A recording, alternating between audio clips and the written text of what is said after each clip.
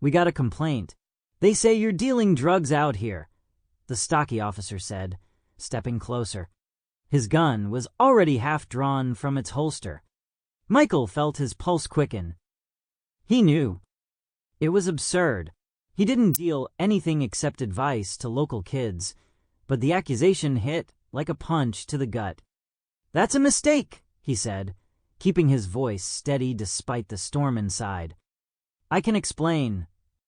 "Hands behind your head," the red-haired officer shouted, drawing his gun. The stocky one followed suit, and the crowd gasped. Kids watching the game stepped back, some pulling out phones to record. "Guys, calm down," Michael said, slowly setting the ball on the ground. "Let's talk. I haven't done anything wrong." "On the ground," the stocky officer roared. Kevin stepped forward, his face flushed with anger. "Are you serious? This is Michael. Everyone here knows him." But the officer spun toward him, pointing the gun. "One more word, and you're next." Michael raised his hands higher, his eyes burning, but his voice steady. "Kev, chill. I've got this." He slowly sank to his knees, feeling the hot asphalt burn his skin. His mind raced. Someone had set him up. But who? And why? The crowd murmured. "This ain't right," shouted an elderly woman, Miss Edna, who often brought water to the players. "You know Michael. He's a good man." Her voice trembled with outrage, but the officers ignored her. The red-haired officer stepped closer, his gun near Michael's temple. "You think you're king around here? We got an anonymous tip. Said you're hiding drugs in your bag." He nodded toward Michael's gym bag by the bench. "Then check it," Michael said, locking eyes with the officer. "But do it by the book. I know my rights." The stocky officer grabbed the bag and dumped its contents onto the ground. A t-shirt, a water bottle, a wallet, everything spilled across the asphalt. The crowd pressed closer, some whispering, others shouting. "There's nothing there," Kevin yelled, but the officer only snorted. "We're not done," the red-haired one muttered, shoving Michael harder. "You're too calm. You know what that means." Michael clenched his jaw. He knew calmness could look suspicious, but he also knew anger would only make things worse. His heart pounded, but he recalled his grandfather's words. "Keep your head cool, even when the world's on fire." "I just want to talk," Michael said. "Someone called, fine.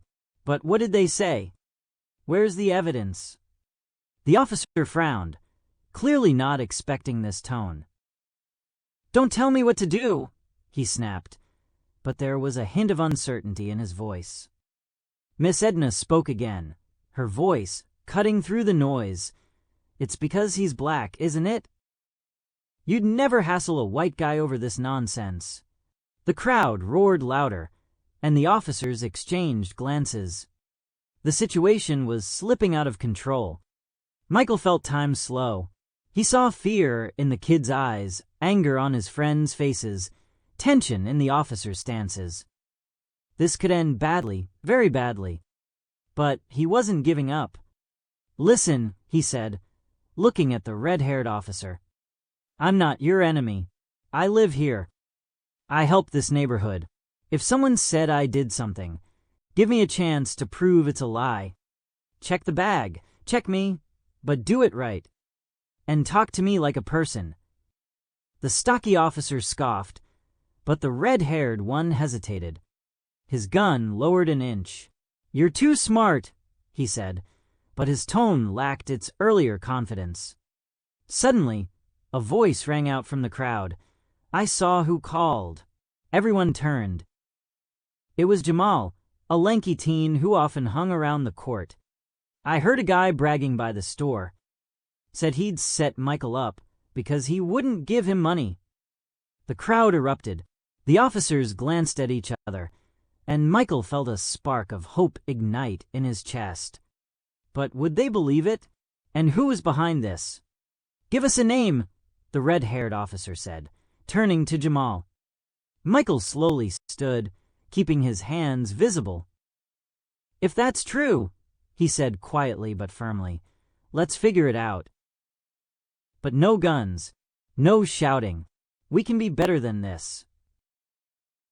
The officers fell silent. The crowd waited. And in that moment, when it seemed everything could explode, the red-haired officer lowered his weapon. "All right," he said, "but you're coming with us, and we'll sort this out." Michael nodded, though he knew this was only the beginning. Someone wanted to destroy him, and he had to find out who. But for now, he had to prove that truth was stronger than lies, not with fists, but with words. "Give us a name," O'Connor repeated, turning to Jamal, the lanky teen who'd just dropped a bombshell by claiming he knew who set Michael up. Jamal swallowed hard, his eyes darting between the officers and Michael. The crowd hushed, waiting. "It was Trey," he finally said. "Trey Lewis. I heard him bragging by the store on the corner. Said Michael wouldn't give him money for some deal, and he decided to teach him a lesson." The name Trey hit like thunder. Michael pressed his lips together. Trey was a local small-time hustler who hung around the court, pitching shady businesses. Michael had turned him down more than once, but he never thought Trey would go this far. The crowd buzzed, someone shouting, "I told you Trey's a rat." Miss Edna, the elderly woman with a sharp tongue, added, "That boy's always been trouble. Why are you listening to him and not Michael?" O'Connor raised a hand, demanding silence. "You sure about this, kid?" he asked Jamal, his tone sharp as a blade. Jamal nodded, but his voice shook. "I heard it myself. He was talking to some guy on the phone, laughing that the cops would do the work." Griffin snorted. "That proves nothing. An anonymous tip is an anonymous tip. And we still gotta check you, Jordan." He nodded at Michael, his eyes narrowing. "You're coming with us to the station. No funny business." Michael felt anger rising in his throat, but held it back. He knew one wrong move could turn this into a tragedy. "I'll go," he said calmly, "but I want you to write down what Jamal said. And I want this done by the book. I'm not a criminal." "Don't tell us what to do," Griffin growled, but O'Connor gestured for him to stop. "We'll write it down," O'Connor said, though his tone promised little. "But you're getting in the car. Now." The crowd roared louder. Kevin, Michael's friend, stepped forward, his fists clenched. "This is ridiculous. You can't just take him. He's done nothing." Some younger guys in the crowd echoed him, and the tension thickened. A teen holding a phone shouted, "It's all on video. You can't hide this." Griffin spun toward the crowd, his hand back on his holster. "Disperse, or you'll have problems," he barked. The kids stepped back, but Kevin didn't budge. Michael looked at his friend, his eyes pleading. "Kev, don't. I'll handle it. Just keep everyone calm." Kevin gritted his teeth, but nodded, stepping back. O'Connor grabbed Michael's shoulder and led him to the car. Michael felt the rough fabric of the police uniform brush his skin, the smell of sweat and metal hitting his nose. The crowd parted, but their murmurs grew louder. Miss Edna shouted, "We won't forget this. You hear me?" A kid whispered, "They always do this." As they put Michael in the back of the police car, he cast a final glance at the court. The basketball lay abandoned on the asphalt, his bag strewn open. Jamal stood aside, his face pale with fear. Michael knew the kid had taken a risk by speaking up. But would it be enough? The car was stifling, smelling of old plastic and cheap air freshener. O'Connor took the wheel, Griffin beside him. Michael sat silently, his hands cuffed behind his back. He felt the metal dig into his wrists, but kept his spine straight. "Where are we going?" he asked, his voice even. "To the station," Griffin muttered. "We'll figure out what kind of bird you are." "You've already decided I'm guilty," Michael said, staring out the window. Philadelphia's streets passed by. Neon signs, people on sidewalks, kids playing by a hydrant.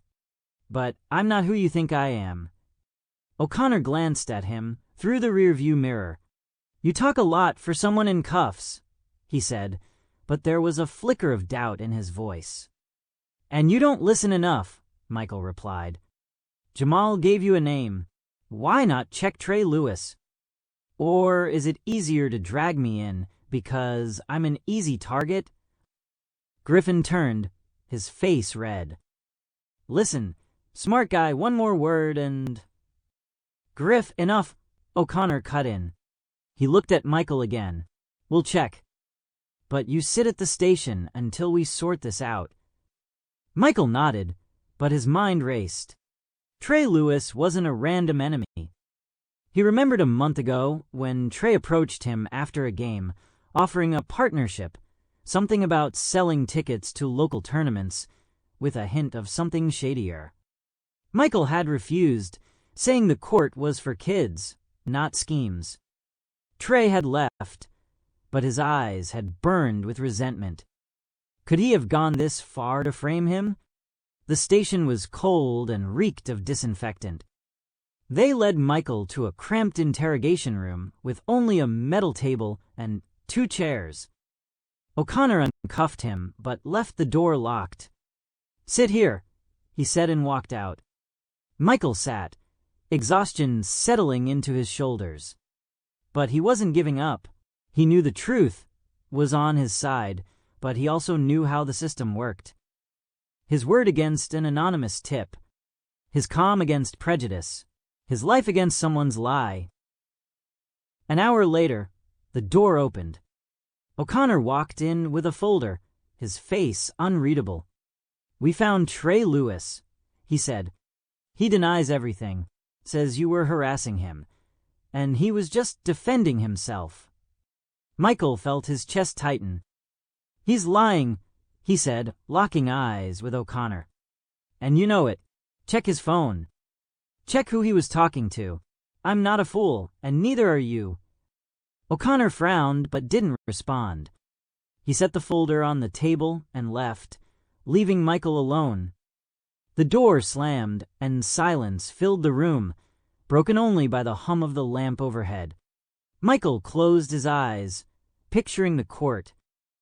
The kids' voices, Kevin's laughter, Miss Edna's wisdom. He knew he wasn't alone, but would that be enough to stand against a system that had already judged him? And what would happen when the truth came out, if it came out? Outside the station, the city hummed, and back at the court, the crowd hadn't dispersed. Kevin, Jamal, and Miss Edna stood together, planning their next move. They weren't going to stay silent. And Michael knew this was just the start of the fight. The door creaked open, and Officer O'Connor entered, holding the same folder but with a less tense expression. Behind him came a woman in civilian clothes, middle-aged, with short gray hair and a piercing gaze. Her badge identified her as Detective Linda Carter. Michael tensed, sensing a shift in the air. "We spoke to Trey Lewis," O'Connor began, sitting across from him. "He insists you threatened him and says the call to the police was self-defense.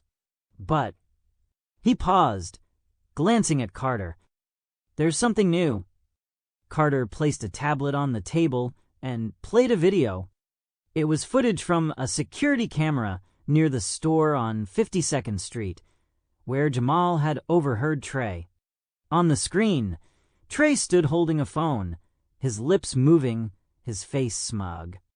The audio was muffled, but words like Michael, drugs, and police came through clearly. Michael felt the tightness in his chest ease slightly, but he didn't rush to celebrate. "It's not direct evidence," Carter said, her voice calm but firm. "But it gives us reason to dig deeper. We also got statements from 2 others in your neighborhood who confirmed Trey had a conflict with you. And she glanced at O'Connor. We checked Trey's phone. He called the police hotline an hour before your arrest. Michael exhaled slowly. So you know I'm not guilty, he said, holding Carter's gaze. We know Trey's story doesn't add up, she replied. But we need time to verify everything. You're free to go, Mr. Jordan, but we may call you back.